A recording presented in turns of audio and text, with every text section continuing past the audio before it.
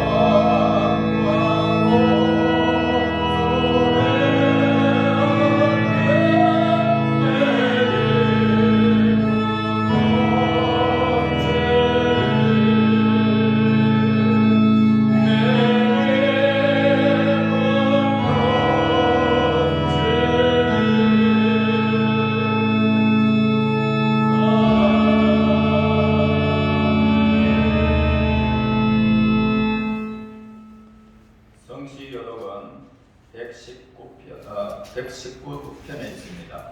19편에 있는데 성탄절입니다. 교독입니다. 여호와의 영광이 나타나고 육체가 그것을 함께 보리라. 이는 여호와의 입이 말씀하셨느니라.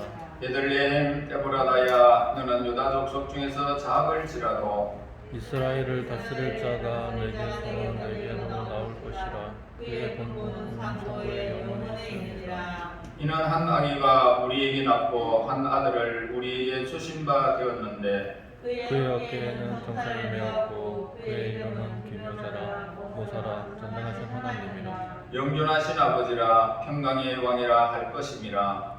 그 정사와 평강의 다음이 무궁하며 또 다윗의 왕자와 그의 나라에 군림하여 그 나라를 굳게 세우고 지금 이후로 영원히 정의와 공의로 그것을 보존하실 것이라. 천사가 이르되 무서워하지 말라. 보라 내가 온 백성에게 미칠 큰 기쁨의 좋은 소식을 너희에게 전하노라. 오늘 다윗의 동네에 너희를 위하여 구주가 나셨으니 곧 그리스도 주시니라. 신앙 고백하시겠습니다. 전능하사 천지를 만드신 하나님 아버지를 내가 믿사오며 그의 아들 우리 주 예수 그리스도를 믿사오니 이는 성령으로 잉태하사 공정명하 마리에 나시고 본디오 빌라도에 대해 고난을 받으사 십자가에 못 박혀 죽으시고 장사한 지 사흘 만에 죽은 자 가운데서 다시 살아나시며 하늘에 오르사 전능하신 하나님 우편에 앉아 계시다가 저리로서 산 자와 죽은 자를 심판하러 오시리라. 성령을 믿사오며 거룩한 공예와 성도가 서로 교통하는 것과 죄를 사하여 주시는 것과 몸이 다시 사는 것과 영원히 사는 것을 믿사옵나이다. 아멘. 109장입니다.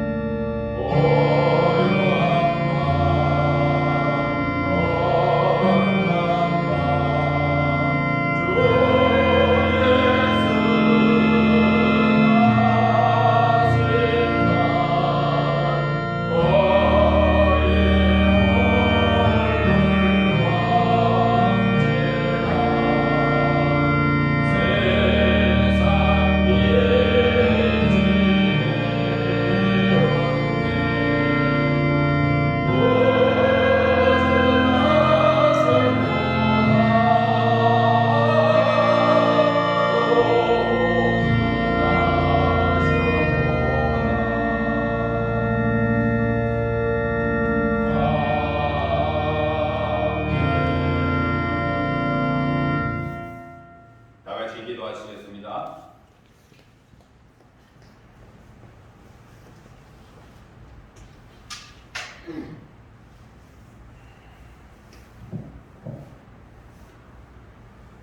존귀와 영광을 받으시기에 합당하신 주님, 이 아침에 성탄절을 맞이함을 감사드립니다. 이 땅에 구주로 오신 예수 그리스도를 찬양합니다. 오늘 저희들이 그 기쁨으로 함께 모여 주님을 찬양합니다. 충만한 은혜가 있는 예배가 되게 하여 주시옵소서. 아주 낮은 베들레헴 마구간에 오신 아기 예수님을 통하여 교만한 마음을 버리고 낮아지고 비워 주님을 닮아가는 삶을 살게 하옵소서. 먼저 택하여 불러주신 주님의 백성을 통하여 주님의 사랑이 흘러가게 하시고 많은 영혼이 구원의 은총을 입게 하시옵소서. 세상의 빛으로 오신 예수님, 평강의 기쁨으로 오신 주님, 저희를 어두운 세상에 이겨나갈 수 있는 굳은 믿음과 코로나로 인하여 고통받는 이들을 찾아주시고 불쌍히 여겨 그들을 만나주시고 그들 고통 속에 함께 없소서. 하루 속에 이 고통에서 벗어나게 하시옵소서. 비대면으로 드리는 예배를 함께 하시고 이 자리를 원하면서 나오지 못한 성도님의 삶을 그 마음속에도 찾아가 주셔서 평강의 주님으로 임하여 주시옵소서. 며칠 남지 않은 2020년 감사가 넘치는 삶으로 마무리하기를 원합니다. 오늘도 다리에 세우신 목사님 늘 성령으로 충만케 하시고 증거하는 말씀이 생명의 뜻이 되어 하시옵소서. 우리를 주에서 구원하신 예수님 이름으로 감사하며 기도드립니다.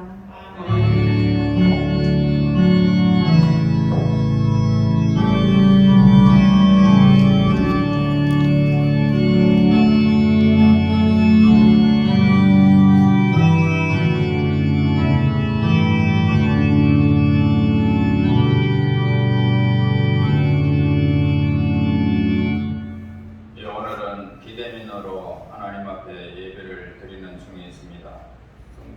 가정에서 예배 드리는 우리 성도님들 늘 이 시간을 기억하면서 하나님을 향하시고요. 그리고 다음 만날 때까지 건강한 몸으로 지내시기를 바랍니다. 성탄 헌금을 드립니다. 저희 가정에서 드리고요. 김현수 장로님, 이경화 권사님 드립니다. 기도합니다. 하나님 은혜 감사합니다. 늘 새로운 날을 주시고 하나님을 향할 수 있도록 늘 저희들에게 믿음을 주심을 감사합니다. 때를 따라서 늘 말씀 안에서 세워주시고 수많은 역경 속에서도 우리를 지켜주신 하나님, 영광의 주님을 향하여 드려지는 이 예배를 우리 하나님 받으심을 믿습니다. 또한 가정에서 지금도 하나님을 향하는 우리 하나님의 사람들의 예배를 받으시는 줄로 믿습니다. 오셔서 영광을 받으시고 하나님께서 허락하신 이 아름다운 예물 위에 저들의 가정의 손길에 복을 내리사 하나님의 선하심을 맛보 알게 하시고 많은 사람들의 정거의 삶이 되게 하시며 헌무의 대상들이 될 수 있도록 밤날 인도하옵소서. 오늘도 말씀 중에 늘 새로운 은혜가 저희들에게 있기를 원하옵고 예수님 이름으로 기도하옵나이다. 아멘. 이경아 권사님 나오셔서 찬양 읽겠습니다.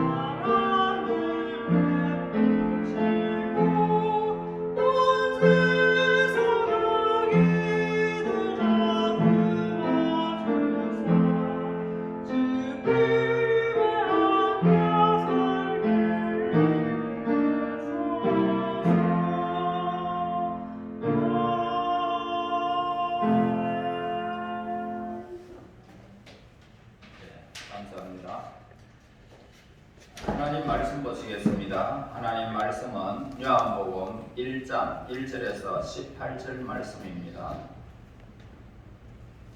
태초에 말씀이 계시니라. 이 말씀이 하나님과 함께 계셨으니 이 말씀은 곧 하나님이시니라. 그가 태초에 하나님과 함께 계셨고 만물이 그로 말미암아 지은 바 되었으니 지은 것이 하나도 그가 없이는 된 것이 없느니라. 그 안에 생명이 있었으니 이 생명은 사람들의 빛이라. 빛이 어두움에 비치되 어두움이 깨달지 못하더라. 하나님께로서 보내심을 받은 사람이 났으니 이름은 요한이라. 저가 증거하러 왔으니 그 빛에 대하여 증거하고 모든 사람으로 자기를 인하여 믿게 하려 함이라. 그는 이 빛이 아니요 이 빛에 대하여 증거하러 온 자라. 참빛 곧 세상에 와서 각 사람에게 비치는 빛이 있었나니 그가 세상에 계셨으며 세상은 그로 말미암아 지은 바 되었으되 세상이 그를 알지 못하였고 자기 땅에 오매 자기 백성이 영접지 아니하였으나 영접하는 자 곧 그 이름을 믿는 자들에게는 하나님의 자녀가 되는 권세를 주셨으니 이는 혈통으로나 육정으로나 사람의 뜻으로 나지 아니하고 오직 하나님께로 난 자들이니라. 말씀이 육신이 되어 우리 가운데 거하심에 우리가 그 영광을 보니 아버지의 독생자의 영광이요 은혜와 진리가 충만하더라. 요한이 그에 대하여 전가여 외쳐 가로되 내가 전에 말하기를 내 뒤에 오시는 이가 나보다 앞선 것은 나보다 먼저 계심이니라 한 것이 이 사람을 가리킴이라 하니라. 우리가 다 그의 충만한 데서 받으니 은혜 위에 은혜로라. 율법은 무엇으로 말미암아 주신 것이요 은혜와 진리는 예수 그리스도로 말미암아 온 것이라. 본래 하나님을 본 사람이 없으되 아버지의 품속에 있는 독생하신 하나님이 나타내셨느니라. 아멘. 우리는 매스미디어를 통하여 지구촌에서 일어나는 온갖 소식을 접하게 되어집니다. 이러한 이 소식들 중에는 개인적으로 혹은 민족적인 삶에 지대한 영향을 미칠 만한 초미의 관심사에 관한 것도 있습니다. 예를 들면 존 히데크라는 이 사람은 2002년도에 미국 복권사상 최대의 당첨금을 받게 되어졌습니다. 3억 불이라는 겁니다. 그러나 불과 2년 만에 완전히 그의 삶은 망하고 말았습니다. 그리고 그는 그 후에 온갖 소송에 시달렸다고 그렇게 증거하고 있습니다. 이런 소식들은 우리의 인생을 각성하게 하는 그런 부분들입니다. 그러나 이 본문은 창조의 이래로 오늘 이 본문에서 말씀하는 빅뉴스는 없었습니다. 창조주 하나님이 인간의 몸을 입고 이 지상에 오셨다는 인생의 최대의 기쁨의 소식이었던 것입니다. 이사야 9장 6절에 보면 이는 한 아기가 우리에게 낳고 한 아들을 우리에게 주신 바 되었는데 그 어깨에는 정사를 메었고 그 이름은 기묘자라 모사라 전능하신 하나님이라 영존하시는 아버지라 평강의 왕이라 할 것임이라. 이렇게 예언한 그대로 아기 예수님께서 때가 되어 베들레헴에 탄생하신 것입니다. 이를 위하여 시편 기자는 시편 8편 4절에서 사람이 무엇이간데 주께서 저를 생각하시며 인자가 무엇이간데 저를 권고하시나이까. 인생이 고귀하다는 그런 뜻입니다. 그러나 오늘날의 우리 인생들을 어떤지 우리는 잘 알고 있습니다. 비정한 이기심과 인륜, 파괴 행위와 욕심에 가득 찬 그런 인생이란 과연 사랑할 만한 가치가 있느냐라는 물음입니다. 회의가 느껴지지 않을 수가 없습니다. 그러나 인생을 향한 하나님의 계획과 그 사랑은 성육신을 통해서 분명히 우리에게 나타난 바 된 것입니다. 인생은 어떤 존재입니까? 인생은 만물을 다스리는 존재로 하나님의 모습대로 하나님의 형상대로 창조된 우리 인생이 되었던 것입니다. 창세기 1장 27절 8절에서 보면 하나님이 자기 형상과 하나님의 형상대로 사람을 창조하시되 남자와 여자를 창조하시고 하나님이 그들에게 복을 주시며 그들에게 이르시되 생육하고 번성하여 땅에 충만하라. 땅을 정복하라. 바다의 고기와 공중의 새와 땅에 움직이는 모든 생물을 다스리라 하시니라. 그렇지만 인간은 범죄로 말미암아 하나님과 사람 사이에 장벽이 놓이게 된 것입니다.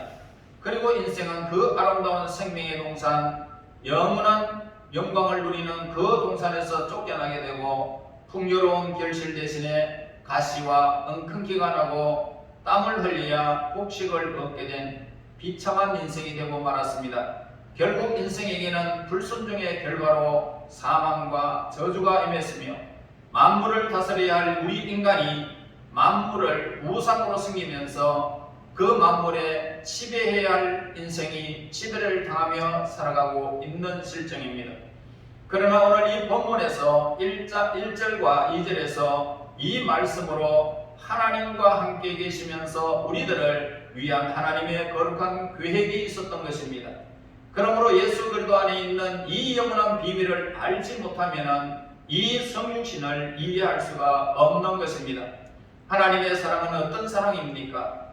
독생자 예수님을 십자가에서 무참히 죽이기까지 우리를 위한 희생적인 헌신적인 사랑입니다. 그래서 죄인을 조건 없이 은혜를 베푸시는 사랑이라는 것입니다. 여러분, 인간의 사랑은 어떤 사랑인지 저와 여러분 잘 알고 있지 않습니까? 인간의 사랑은 이기적입니다. 조건적입니다. 상대적인 사랑에 근거를 하고 있는 것이 인간의 사랑입니다. 그래서 때에 따라서 그 사랑도 깨어지기도 하고 또한 회복되기도 하는 것이 우리 인간사의 사랑입니다. 하지만 하나님이 인간의 모습으로 세상에 온 것은 무조건적입니다. 훈련적인 하나님의 은총을 확정적으로 보여주는 구절이 요한복음 3장 16절입니다. 하나님이 세상을 이처럼 사랑하사 독생자를 주셨으니 저를 믿는 자마다 멸망치 않고 영생을 얻게 하려 하십니다. 그래서 오늘 이 날은 어떤 역사적인 날인지를 우리에게 잘 가르쳐 주고 있습니다. 오늘 이 날은 예수님의 탄생한 그런 복된 날임을 우리에게 가르쳐 줍니다. 지금까지 많은 사람들은 성육신을 잘못 이해하는 사람들이 너무 우리 주변에 많습니다. 그리스도의 몸 안에 두 본질이 연합되어 있는 것이 아니라 두 존재가 연합되어 있다고 생각을 했고 무한한 존재가 그 유한한 본질 안에 갇혀 있다라고 생각을 한 것입니다. 그리고 성육신하신 예수님은 진정한 하나님이 아니라 그렇게 말하는 사람들도 있습니다. 우리 인간 한번 봅시다. 인간은 하나의 물질과 비물질이 연합하여 한 인격체를 이룬 것이 인간입니다. 이렇듯 영혼과 육신이 연합하여 한 인간이 되듯이 영성과 인성이 연합하여 한 인간이 되듯이 신성과 인성이 연합하여 예수 그리스도가 이 땅에 탄생하신 것입니다. 우리 인간 속의 물질과 영이 합쳐 놓으신 그분이 하나님 스스로 성육신 할 수 있다라는 이 사실 외에는 의문의 여지가 없는 것입니다. 오늘 본문에서도 말씀이 육신이 되셨다라는 말씀은 무엇인지를 우리에게 잘 가르쳐주고 있습니다. 그것은 하나님께서 완전한 인간으로 오셨다라는 것입니다. 태초에 말씀이 계시니라 그 말씀은 하나님과 함께 계셨고 그리고 그 말씀이 육신되어 우리 가운데 가셨다는 것입니다. 태초에 하나님이 천지를 창조하시니라 그러면서 땅이 있으라 그리고 공중의 새와 모든 것이 이렇게 공허한 중에 있었지만은 하늘과 땅이 갈려라 라고 말씀이 선포되니 그대로 되었던 사실을 우리는 잘 알고 있습니다. 그러므로 이 말씀이 태초에 이미 영원히 계셨던 그분이 우리 속에 오셨다는 사실을 우리는 오늘 본문에서 우리에게 가르쳐주고 있습니다. 왜 오셨는지는 단 하나의 이유, 곧 허물과 죄로 죽었던 우리들을 살리러 지옥 갈 인생을 천국 백성으로 삼기 위하여 이 땅에 오신 것입니다. 하나님의 뜻은 완전하신 인간의 죄 없는 모습이 아니면은 하나님의 이 공의가 아니므로 완전하신 성육신으로 오신 예수님을 통하여 우리 믿는 자들의 죄악의 문제를 해결된 것입니다. 사도행전 4장 12절의 다른 이로서는 구원을 얻을 수 없나니 천하 인간에게 구원을 얻을 만한 다른 이름을 우리에게 주신 일이 없음이라 하였더라. 하나님은 오직 예수 그리스도를 통하여 구원의 언약을 우리에게 허락하신 것입니다. 그러므로 오늘 이 날은 인간의 위대한 탄생의 날, 인간의 위대한 탄생의 날이 우리에게 주어졌습니다. 여러분, 인간은 어떤 때는 자신의 중요성을 지나치게 경시하다가 또 어떤 때는 지나치게 중요하다라는 것을 외치는 것입니다. 우리는 누구일까요?